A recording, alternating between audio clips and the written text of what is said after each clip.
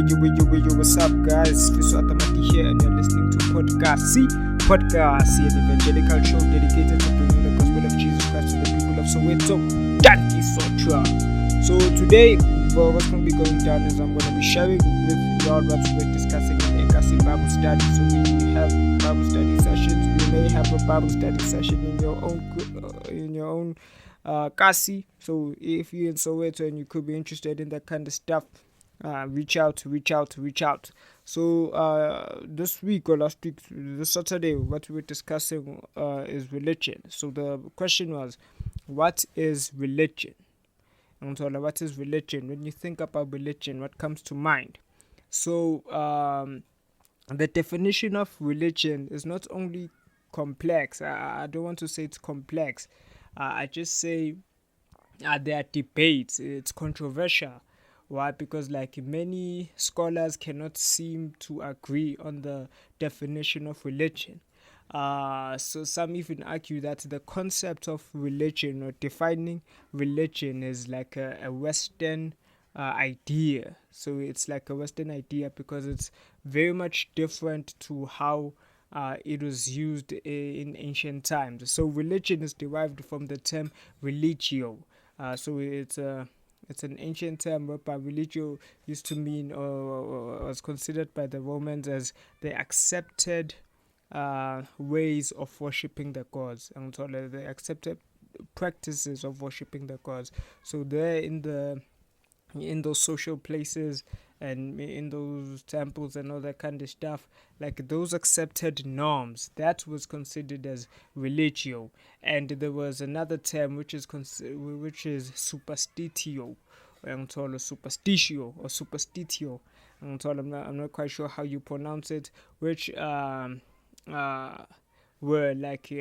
unaccepted terms or unaccepted ways of trying to please the god, of trying to worship the gods. So when we look at that, there was a time whereby when Christianity itself was considered as superstitio, whereby it was something which was not accepted by the Romans. So they frowned upon it. They're like, nah. How can a god die? Like, how can a god who is all powerful and all and told who created everything, how can he die? When they heard about the God of the Bible, when they heard about Jesus Christ, they're like, nah, this is a very strange God. And how Christians went about it, they're like, nah. You're teaching about love and peace and all that kind of stuff. We are fighting people. So there was a time whereby Christianity itself was also considered as superstitio. And when you consider like superstitio, doesn't it kind of sound like superstition? I don't know, and so on. But yeah, so that is not really how scholars really consider religion nowadays, because some consider that religion has some sort of a social function in certain instances. It is a way to make sense of society. Some consider it as a personal thing that people use in order to survive. And so there are debates. Some believe in a supernatural being, whilst others do not believe that the fundamentals of religion is that a supernatural being really does need to exist, and so on. So if we're going to try to define religion, we are also going to be entering into the debate, and that will be time consuming, and that is not what I am fit out.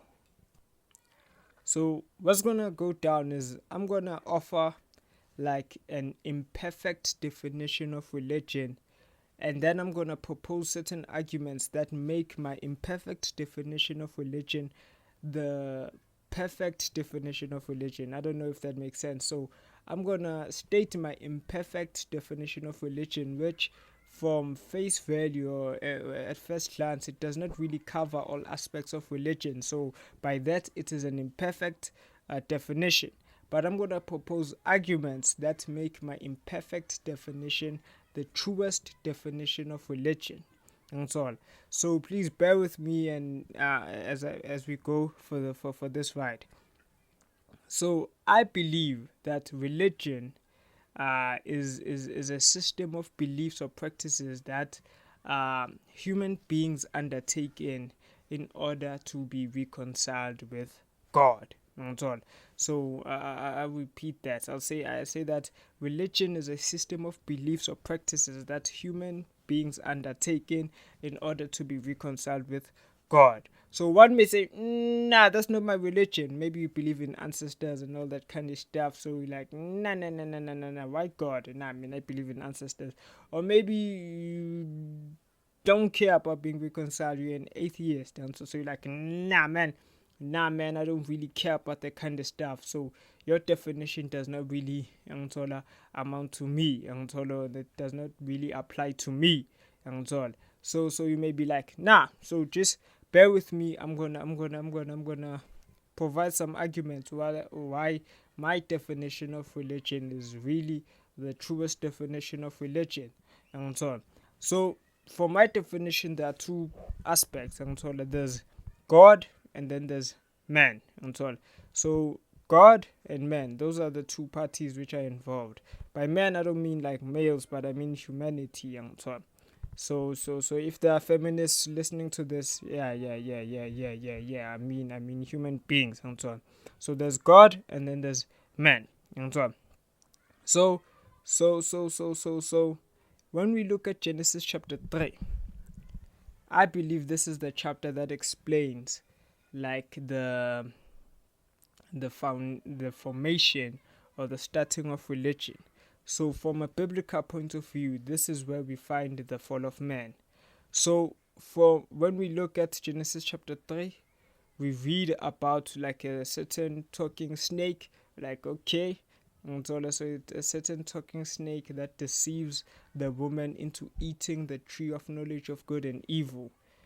And by doing that, like they realize that they were naked, and then they get chased out of the garden. So the arguments that I'm proposing for my definition of religion is that there are three aspects that make religion what it is, or that make the different types of religion exist. And so firstly, it is man's disobedience, or humanity's disobedience. I'm just going to say man, because so man's disobedience. The second thing is the consequence of man's disobedience, and the third thing is being chased away. So I believe that those three things are what lead to this very complex understanding of religion. And so what? One, man's disobedience. Two, the consequences of his disobedience. And three, the getting chased away or getting cast out, and so on. So firstly, we see Adam and Eve being innocent and not knowing good or evil.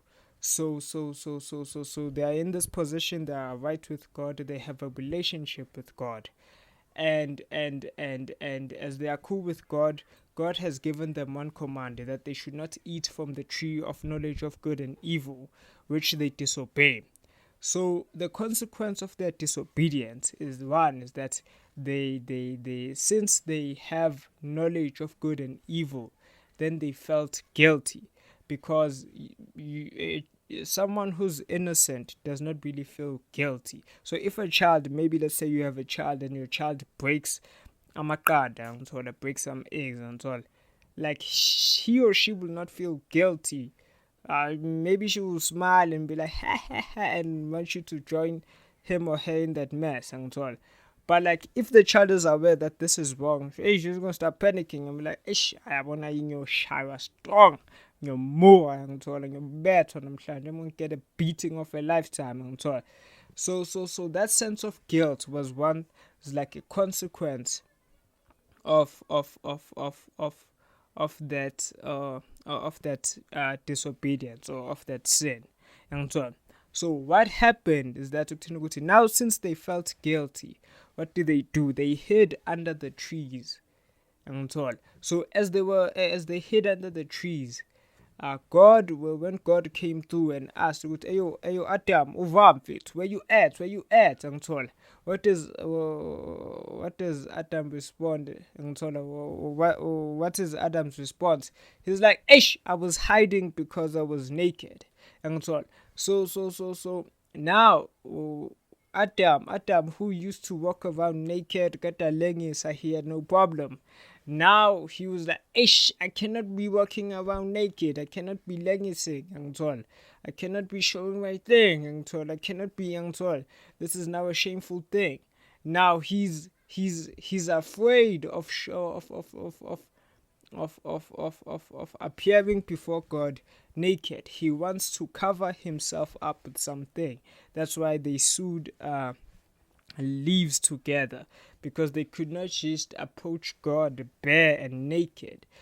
So I believe when we look at that is somehow the beginning stages of religion, whereby now you think that you can do something in order to be able to have an interaction with God. You need to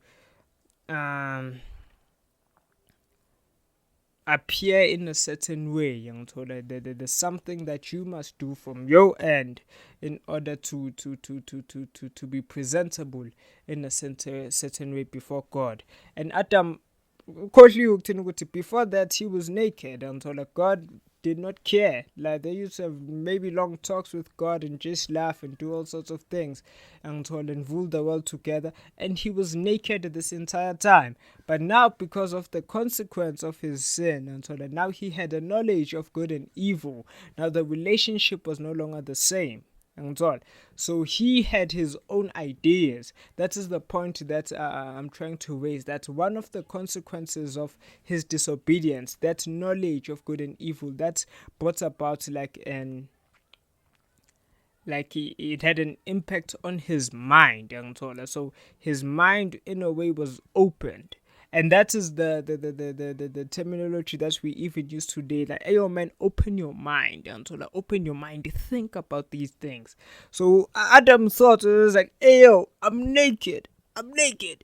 Damn, I'm naked." His eyes was opened. "Hey, I'm naked." So he thought, and it was like, "Okay, let me appear in a manner which is presentable before God." So I believe that is one of the first things of religion. And God sees that, and he sees them naked, and he's not pleased by that. It's like, nah, take that off. Wear some leather, wear some leather garments, and by doing that, by giving them those clothes of skin, there was the spilling of blood. So God was telling them, nah, this is what I want, for you to appear before me after your sins. You must appear, there must be some spilling of blood. I'm not pleased by what you are doing now.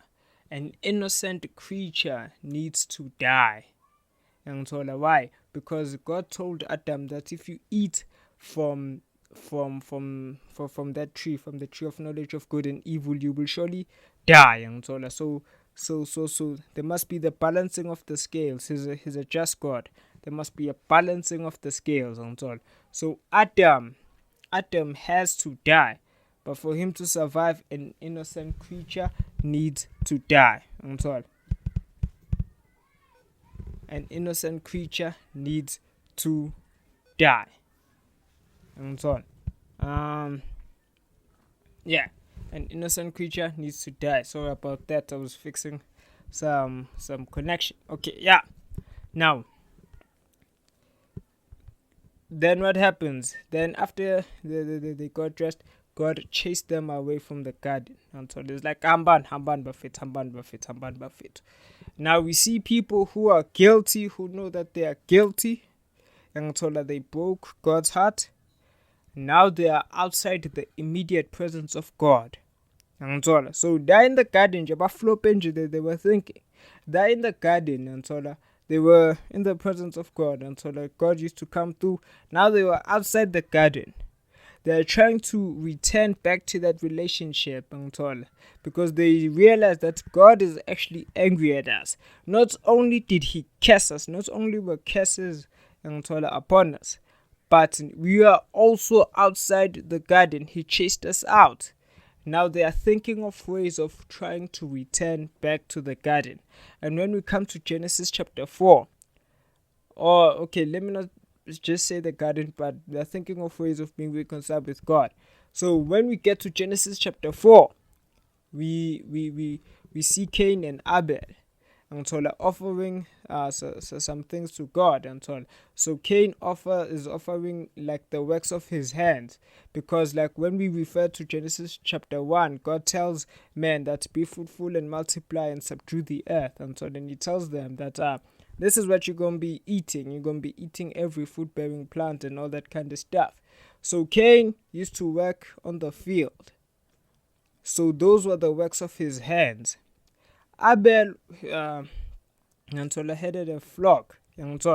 So now when he was sacrificing, an innocent animal had to die. And for God, that was pleasing. God accepted that offering. But for Cain, that was the works of his hands. So he was like, nah, man, do what is right and uzoba mnandi. But Cain, we know what Cain did. He killed his brother. So now we see the same thing which I was telling you about. Man's disobedience, the consequence of that disobedience, and getting cast out. So Cain kills his brother. There's a consequence for that, and then he gets cast out. Now man is further and further and further and further and further and further away from God. The further away he is from God, the more ideas he develops. So man grows in what? Grows in sin. He grows in sin. He also grows in the knowledge of good and evil. But by Nzani, they now they think of other ways of trying to please God. They think of other ways of trying to do sin. They invent new ways of doing evil. Like the further they are away from God, the more they have other ideas. The more stupid stuff happens. Think about the Tower of Babel, where they say that we're gonna build a building that is gonna reach to the heavens, and then we're gonna so they were basically saying we're gonna pull up at God's crib. We're gonna build a tower, we're gonna pull up at God's crib, and then we're gonna come to his doorstep and gun. That is what they were saying by building that tower. So they have their own thoughts. They are growing in sin. They are growing in wickedness. Now we reach a point where passes figure to what Paul is saying in Romans chapter 1 from verse 18. Now Dabant Laba, they have replaced They have replaced unkulunkulu for something which is false. They have replaced the creator for the creature. So now they look at the they look at nature. They look at how wonderful nature is. They look at everything, and because they are growing in knowledge of good and evil, because their minds are growing, now they are able to attribute certain things and consider them as God. So Paul says, if we read like from Romans chapter 1 from verse 18, he says, the wrath of God is being revealed from heaven against all the godlessness and wickedness of men who suppress the truth by their wickedness, since what may be known about God is plain to them, because God has made it plain to them. For since the creation of the world, God's invisible qualities, his eternal power and divine nature have been clearly seen, being understood from what has been made, so that men are without excuse. For although they knew God, they neither glorified him as God nor gave thanks to him, but their thinking became futile, and their foolish hearts were darkened. Although they claimed to be wise, they became fools and exchanged the glory of the immortal God for images made to look like mortal men and beasts and animals and reptiles. Therefore God gave them over in sinful desires of their hearts to sexual impurity for the degrading of their bodies with one another. They exchanged the truth of God for a lie and worshipped and served created things rather than the Creator, who is forever praised. Amen. Because of this, God gave them over to shameful lusts. Even their women exchanged natural relations for unnatural ones. In the same way, the men also abandoned natural relations with women and were inflamed with lust for one another. Men committed indecent acts with other men and received in themselves the due penalty for their perversion. Furthermore, since they did not think it worthwhile to retain the knowledge of God, he gave them over to a depraved mind. To do what ought not to be done. They've become filled with every kind of wickedness, evil, greed, and depravity.